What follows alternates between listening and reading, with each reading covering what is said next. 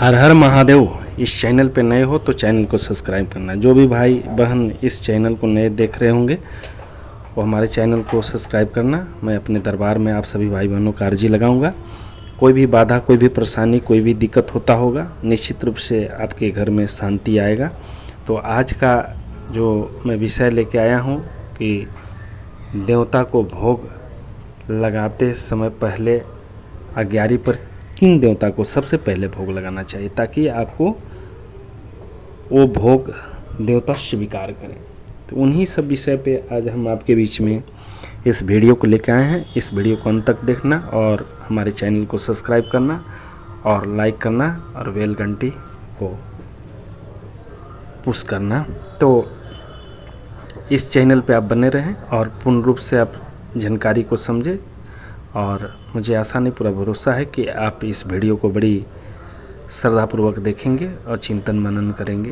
तो सबसे पहले तो आपके जो पूजा स्थान है वहाँ पे कितने देवी देवता होते हैं, तो आपको कब कब भोग देना चाहिए, कब नहीं देना चाहिए और किनको पहले देना चाहिए, किनको बाद में देना चाहिए, इसी सब बिंदु पे आज हम चर्चा पर चर्चा करेंगे।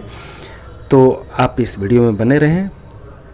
सबसे पहले तो अपने कुलदेवी, कुलदेवता, पितृ, ये तीन देवता को सबसे पहले हम लोग को भोग देना चाहिए। पितृ को अमावस्या के दिन आप भोग दे सकते हैं, कोई भी स्थान बना होगा तो वहाँ पे दे सकते हैं।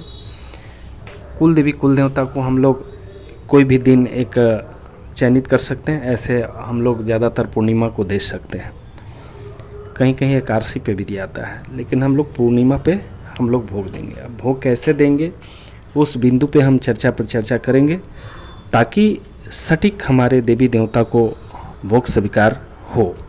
क्योंकि घर में जब कोई प्रेत होता है, कोई भूत प्रेत होते हैं, तो वो भोग प्रेत लेने लगते हैं और जैसे भोग देते हैं तो आपके घर में और तांडव चालू हो जाता है, आप लड़ाई झगड़ा चालू हो जाता है, परेशानी बढ़ने लगता है। तो बहुत लोग परेशान हो जाते हैं। इस बिंदु को समझना है, इस बात को समझना है। ये गंभीर मैटर है। बहुत सारे ऐसे घर में मैंने देखा कि भोग देते ही उनके घर में लड़ाई झगड़ा चालू हो जाता है। तो ये सब कारण उनके घर में प्रेत होता है, भूत प्रेत होते हैं, इसलिए लड़ाई झगड़ा चालू हो जाता है। तो हम सबसे पहले आज आपको मैं बताऊंगा, जैसे आपके अभी मान के चलिए नौवीं, दसवीं या एकादशी को अभी पूजन होना है कुलदेवी, कुलदेवता को, तो कैसे हम लोग भोग दें। मान के चलिए आपके पास तीन देवता हैं, एक शीतला माता है, एक सोखा परमेश्वरी है और एक गोरिया बाबा है। तो किनको सबसे पहले भोग दें, इस पे हम लोग चर्चा पर चर्चा करेंगे। और अग्यारी पर कैसे भोग दें। जो अग्यारी होता है या तो उपलक अग्यारी हो, तो ये सब कैसे हम लोग भोग दें, इस पे आज हम लोग विस्तार से चर्चा करेंगे। और इसको आप समझ गए तो निश्चित रूप से आपके घर में सारी समस्या समाप्त हो जाएगी। अधिकांश समस्या घर में कुलदेवी, कुलदेवता, पितृ की वजह से होता है और बहुत चौकी लोग भटकते हैं, बहुत पैसा खर्च करते हैं और बहुत परेशान भी रहते हैं। इस बिंदु पे हम लोग को विस्तार से समझना है। सबसे पहले अगर घर में मान के चलिए एक इष्ट भी होते हैं, तो इष्ट को कब भोग देना चाहिए, इष्ट देवता को कब देना चाहिए, कुलदेवी को कब देना चाहिए, कुलदेवता को कब देना चाहिए, पितृ को कब देना चाहिए, सब पर हम लोग चर्चा पर चर्चा करेंगे। अगर मान के चलिए आपके घर में कोई टाइल्स लगा हुआ है तो उस पे देना चाहिए कि कोई पत्थर पे देना चाहिए, कोई शिला पे देना चाहिए, तो ये सब चर्चा हम लोग आज विस्तार रूप से करेंगे और हम लोग समझेंगे कि हम लोग कैसे भोग हम लोग दे सकते हैं। तो सबसे पहले हम लोग दाई से स्टार्ट करेंगे। कोई भी अगर उपला हो तो हम लोग गैस चूल्हा पर उपला को पूरी तरह से आग बना लेंगे, उसमें कोई भी धुआं न रहे, गैस चूल्हा पे बना लेंगे और बड़ा उपला ले लेंगे और बड़ा उपला को हम लोग गैस पे आग लगाकर पूरी लाल करके लाएंगे, कोई भी बर्तन में रख लेंगे। इसके बाद आप टाइल्स लगा हुआ है अगर आपके घर में, तो टाइल्स के पास भी आप दाईं साइड से सबसे पहले एक उपला को रखेंगे। इसके बाद उस जगह पे जिस देवता का पूजन करेंगे उस देवता के नाम से एक दीपक भी जला लेंगे और दीपक के नीचे पीला हल्दी से रंगा हुआ अक्षत को रख के कर बाद दीपक जलाएंगे। कर बाद वहाँ से आग को लेकर और घी डालते हुए अग्यारी को आग लगाएंगे और उस पर जो भी आप प्रसाद देते होंगे, सबसे पहले तो 2 लौंग जरूर देना चाहिए। कोई भी देवता को अगर दें 2 लौंग, उसके साथ जो आप प्रसाद मिश्री देते हो, बतासा देते हो, आप डालिए और पूरी तरह से आग जब प्रज्वलित हो तभी प्रसाद वहाँ पे डालिए। और जिन देवी देवता के नाम से दे रहे हैं उनका नाम पकड़ के कि हे प्रभु, ये मैं आपके नाम से भोग दे रहा हूँ, इसको स्वीकार करें और हमारे घर पे, हमारे परिवार पे सदा सदा कृपा बनाएं। इसके बाद फिर दाई से बाई की ओर फिर आग रखेंगे, थोड़ा उपला रखेंगे। अब इसके बाद मान के चलिए आपके घर में शीतला माता है, तो शीतला माता को भोग वहाँ पे दे देंगे।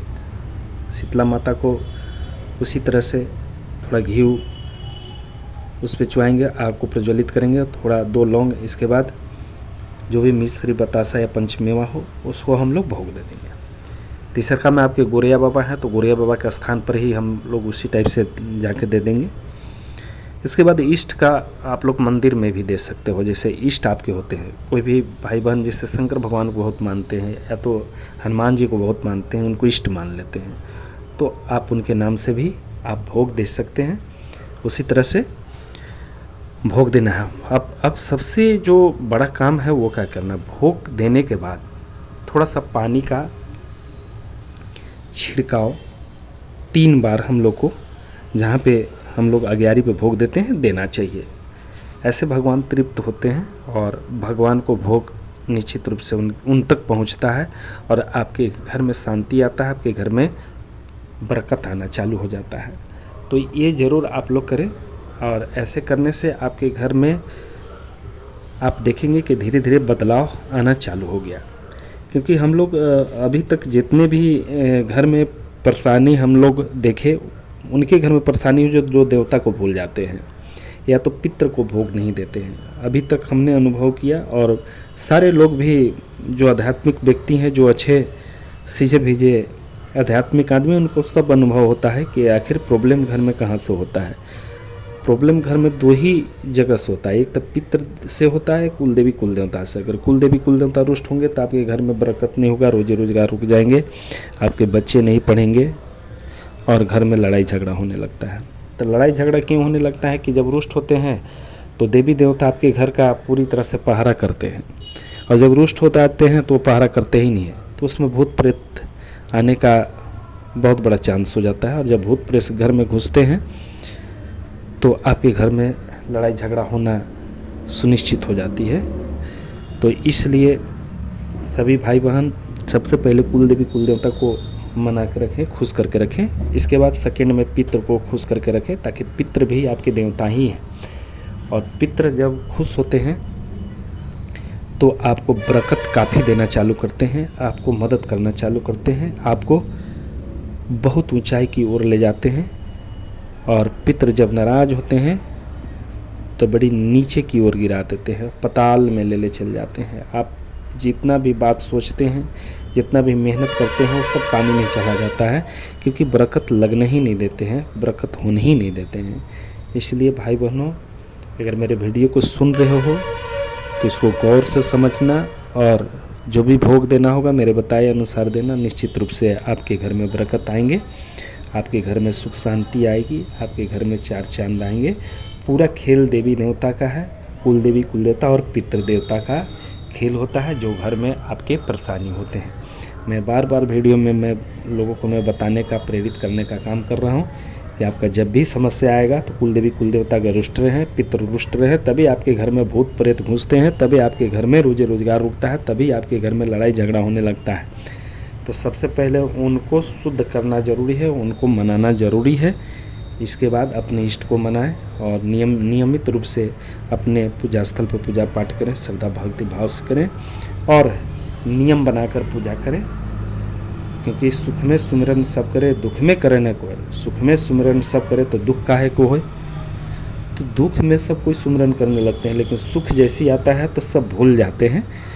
तो इस चीज़ को बड़ी गहराई से समझना, बड़ी ध्यान से आपको समझना है, ताकि आपके घर में बरकत हो सके, आपके घर में कोई समस्या उत्पन्न न हो सके, आपके घर में बाल बच्चे आपके अच्छे पढ़ाई कर सके, आपके घर में रोजी रोजगार बढ़िया से चले। तो ये सब बिंदु पर ही हम आज चर्चा कर रहे हैं और आशा नहीं पूरा भरोसा है कि आप मेरे वीडियो को अंत तक देखोगे, ताकि आप अंत तक देखोगे तो निश्चित रूप से आपको समझ में आएगा कि ये जो बात जो बोल रहे हैं, चाहे मुझे बता रहे हैं, ये निश्चित रूप से सत्य है। और सत्य जो होता है कभी छुपता नहीं है, सत्य सत्य ही है, असत्य असत्य ही है। इसलिए वीडियो को मैं यहीं तक अब लंबा न करते हुए यहीं तक समाप्त करता हूँ। आप बहुत ही समझदार हो। इस सावन के पर्व पे आप सभी भाई बहनों को मेरी ओर से आप सभी को हार्दिक अभिनंदन और स्वागत है, क्योंकि ये सावन का महीना जो है, कोई भी दान पुण्य करते हो, कोई भी पूजन करते हो, उसका फल 100% आपको मिलता है। इसलिए सावन के पावन पर्व पे आप कुछ दान पुण्य करें, गरीबों को सहयोग करें, असहाय को मदद करें और अपनी प्रतिभा को निखारें। बहुत बहुत धन्यवाद।